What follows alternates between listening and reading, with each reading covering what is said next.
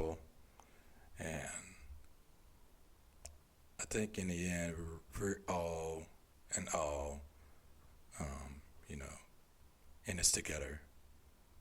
So there is there is no one that is more important or least important, and it shouldn't have to be this way because we're in this thing together. And yeah, it, it, it's just mind-boggling, but nothing surprising, especially with how things are here in America, then in China and Asia and everywhere else. And just racism is worldwide. And yeah, all I gotta say is do better, treat each other with the same compassion as you want to be treated, and no race is better than the other one. I will repeat that. No race is better than the other. There's no superiority complex around here. Up next, we'll talk about how the creator of the Proud Family, Louder and Prouder, received death threats. Coming up next. Good morning and welcome back. You're listening to Casey Genesis in the AM with your host, Casey Genesis. So, Insider.com has it. The Proud Family, Louder and Prouder creators say they received near death threats warning them not to change the theme song. Yes, the creators of the Proud Family received near death threats for not changing a theme song to a kids' television show.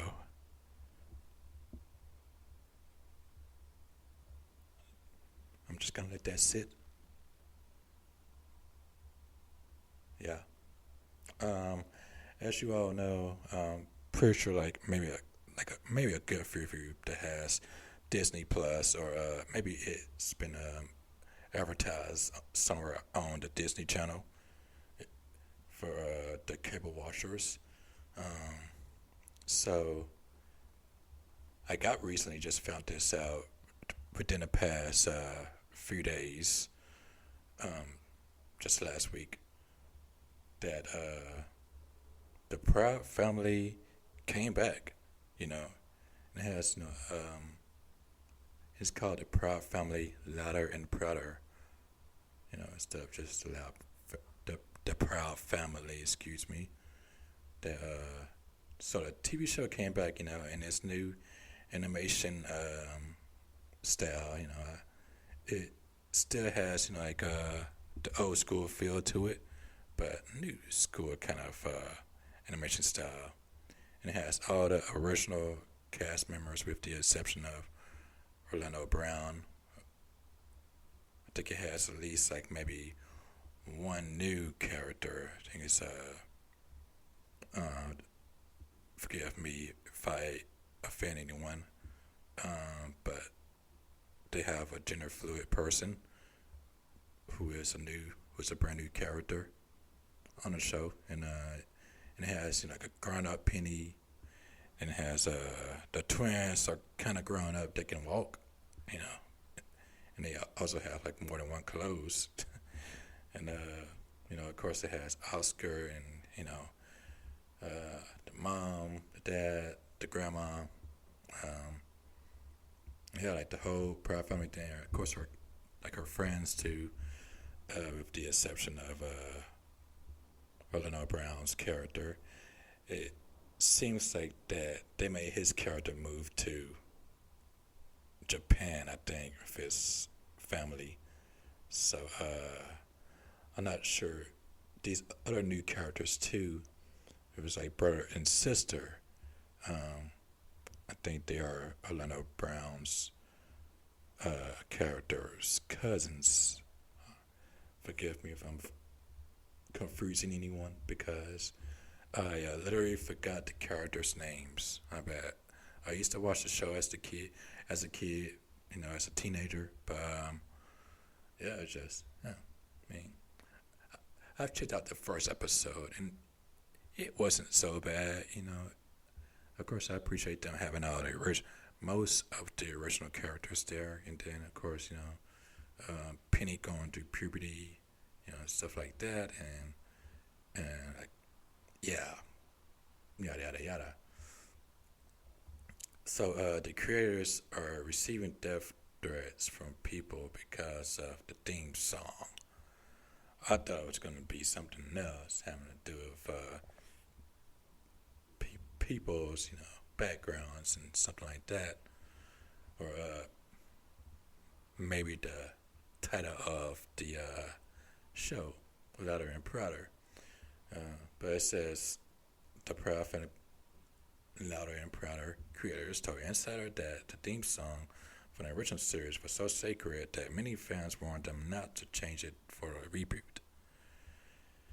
While Louder and Prouder did make some noticeable changes in the show's animation style and theme song, the story sticks to its core of following a 14-year-old black girl, Penny Proud, voiced by Kyla Pratt, growing up and learning about the world.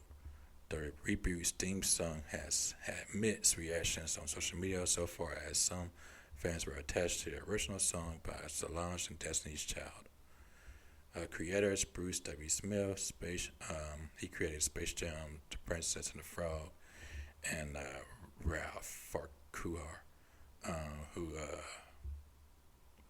basically had half work for Moesha, Married with Children, and they were told Insider that they didn't want to make too many changes to alienate fans of the original series. We certainly acknowledge the fact that we had a legion of fans of the original show, but we certainly wanted to give it an upgrade, Farquhar said. Smith added, one of the things that really is sacred within the Proud Family universe we discovered is our theme song. We were getting just short of death threats of not changing this song, saying, you better not change this song. The theme song for the Proud Family Louder and Prouder is sung by 29-year-old R&B singer Joyce Rice. Smith said the duties of creating the song for the revival series fell to the original composer Kurt Farquhar, the younger brother of the show's creator, Ralph. The composer told Insider that he doesn't believe there was ever a plan to toss out the old song. Instead, Kurt modernized the song, adding a new beat and a new vocalist, 29-year-old R&B singer Joyce Rice, who was a fan of the original series. And so we have someone who grew up on the show now coming to help make this show. Kurt added, that's a wonderful story. That's just amazing, and that is everything you could hope for. Kurt, Ralph, and Smith all agreed that Rice embodied Penny Proud if she was a pop star, and said a singer is the perfect successor to Solange and Destiny's Child version of the tune. And it has a picture of Joyce Rice. I never knew who she was until now. Beautiful lady. But yeah, it seems like everyone who is making death threats only wants them to get what they want. I don't think they'll actually go through with, as far as like trying to hurt people. I'm not taking their side or anything. I'm just saying that people don't have what it takes. No, I'm kidding. But it's just that it's just people don't really, just people don't go through with these things. People just all talk nowadays. That's what it is. Just all talk. And these creators, that's their product. They want to do whatever they want to do with it. That's them. You can't make anyone do anything, especially a creator. So that's all for that with the Insider. Up next, I will be giving my review of the BEL-AIR episode 5. That's coming up next, so stay tuned for that.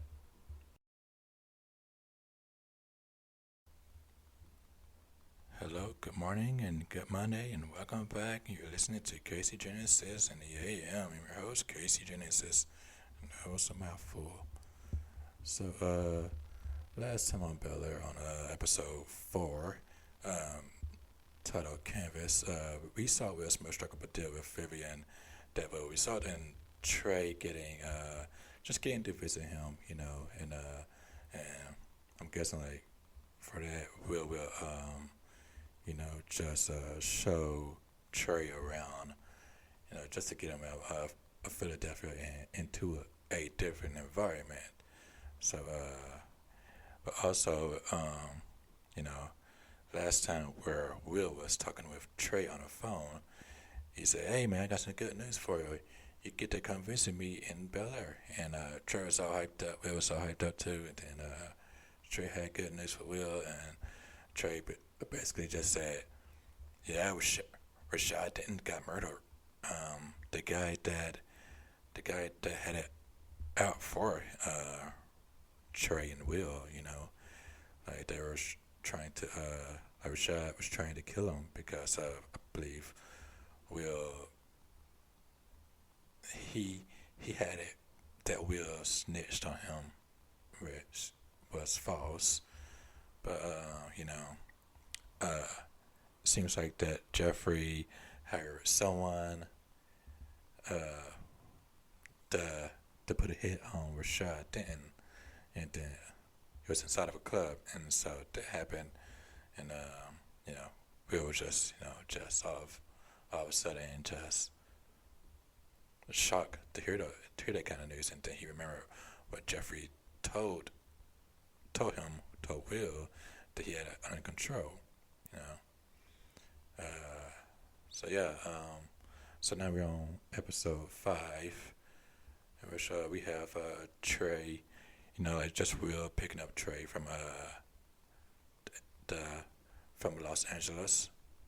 So this episode is titled PA to LA, and it's a 5th episode of Peacock's BEL-AIR, and it just begins with Will picking up Trey from LAX, and then the duo is reunited first time in months, and Trey is in awe after he sees the Banks mansion and Will's new life, the niceties of it and everything like that, and then Trey pitches the idea of Will returning to West Philadelphia, and it seems like Vivian is pretty concerned, as she addresses it to Will's mother, Vi, who asks her to not make decisions on Will's behalf, reminding her that Will is not her child. And then, of course, Vivian, just told Vi that Will is old enough to make his choice, and just things would take a turn for the better or the worse, for the better or the worse. And then at the dinner party, it seems like the Trey is drunk.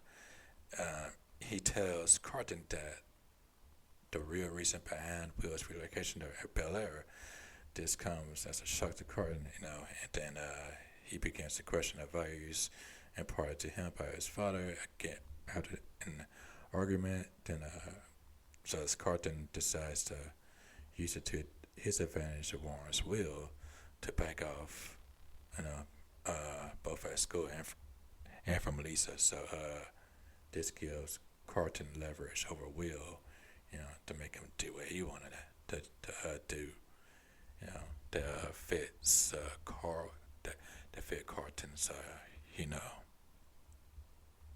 what he want to do. So, of course, Will stays away from Lisa, and then he doesn't really bother cartoon anymore at school.